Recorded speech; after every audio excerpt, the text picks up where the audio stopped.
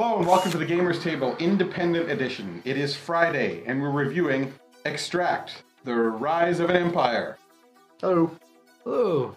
In a game where you gotta build up, it's hard to build up, and it's so easy to tear down. Extract, Rise of an Empire is a space-themed empire building game with no random elements. Players compete for resources and advances to achieve victory. To build your empire, you will need to build colonies and forges to extract and process numerous resources. Extract revolves around an ever-changing economy that will make or ruin your best-laid plans.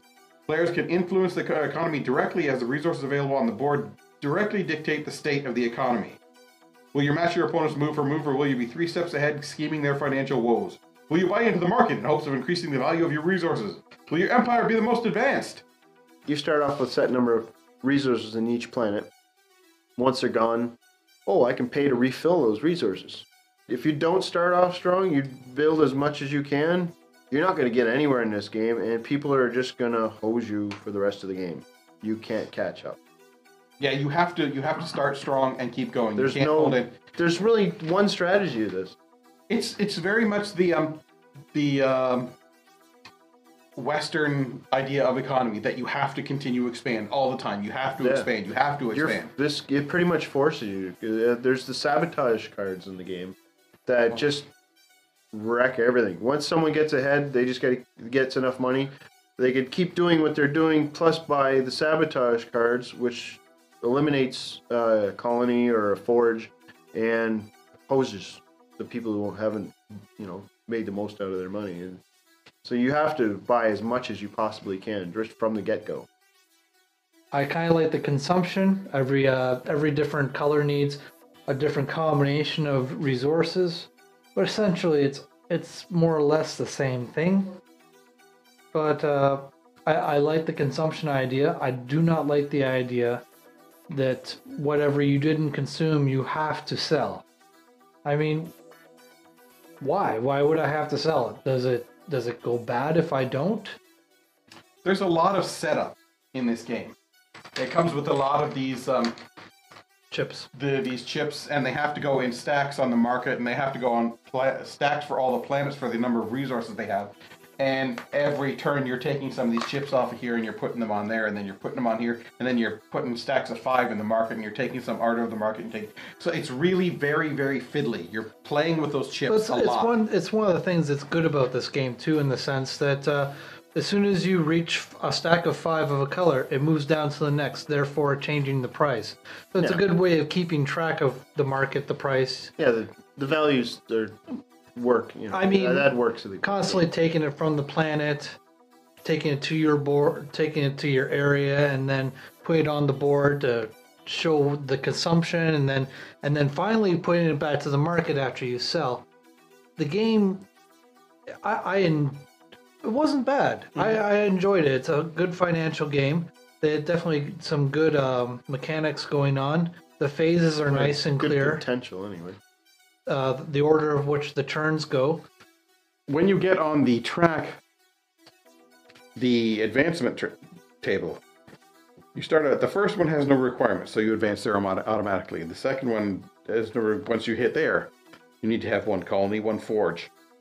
You've got that. Otherwise, you have no resources yet. So you obviously advance there, and it starts pushing you up.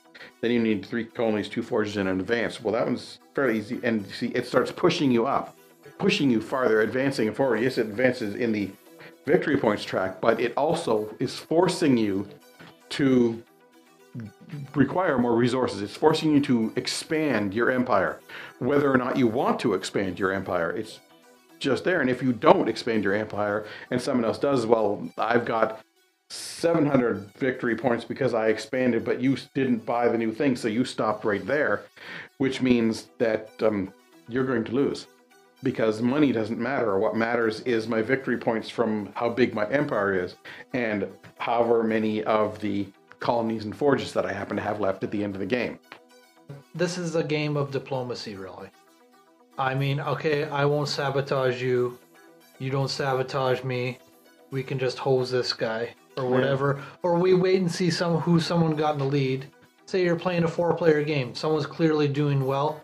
Everyone buys a sabotage card or 2 and knocks them and right back down. plays it all on the guy who's in the lead.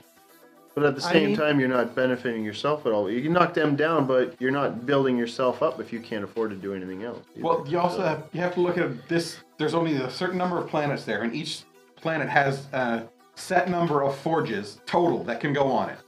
And usually by around 6 or 7, planets are full. It's full. Yeah. The only way for you to expand is to sabotage somebody else and get rid of their stuff so you can put their stuff on, your stuff on. But then as soon as you do that, when it comes down to their turn, they're going to sabotage you and get rid of your stuff. And it's frustrating. Like, the sabotage cards will ruin the game for players, therefore reducing the amount of enjoyment they have. I think you would definitely need more planets, because I don't think playing a card to magically make resources reappear makes a whole lot of sense.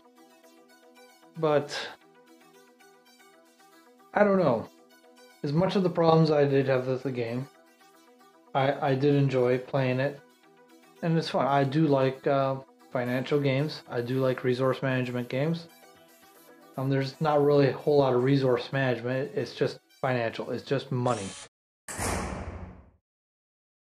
Wrapping up for Extract, Rise of an Empire. I'm gonna have to give this one a 4, mainly for those sabotage cards and just there's no chance of coming back if you start off slowly or conservatively or anything like that. Well, yeah, there is. You just otherwise hose everyone else to the with point the same where board. they're as pathetic as you. Always starting off the same way. Try everybody buying as much as they can, doing the exact same thing. It's just that it matters which world you end up on, and your colors. You're always on the same track too, so you're always picking the same route.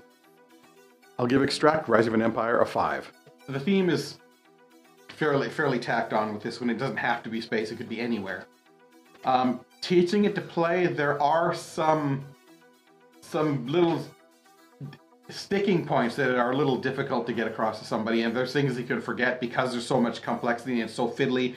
Did I give my chips in? Have I got my chips back? So it's not the best on that. And fun factor, it starts out seeming like it's going to be a fun game, but the fun sort of drains away as the market fills up with stuff and the prices are dropping and you're not making enough money. And then one guy is making money, and then somebody sabotages him, and then there's the retaliatory sabotage, and then there's the sabotage of the sabotage, and it doesn't hold up as a fun game, unfortunately. I give Extract a 5. The one mechanic that I'd like about it, it also doesn't make sense as far as common sense, where there's a card that you use to replenish your planet, because you have so many resources on the planet, then you get them, and eventually it's gone. Then you need to buy a card that replenishes the planet. But how do you get the new resources? Well, you just grab them from the market. So, okay, we got new resources on the planet, yet the prices in the market goes up higher because you're taking it off the market. So, okay, we have more resources, and now the prices are going up. That doesn't make sense. You've mined those resources, they're out in the market, and now you're what? You're putting them back in the ground and the price jumps? Wait a minute, we found this stuff already. Why is the price going up? We should have. If you keep mining a planet and finding more and more resources, the price should be dropping and dropping until it hits rock bottom.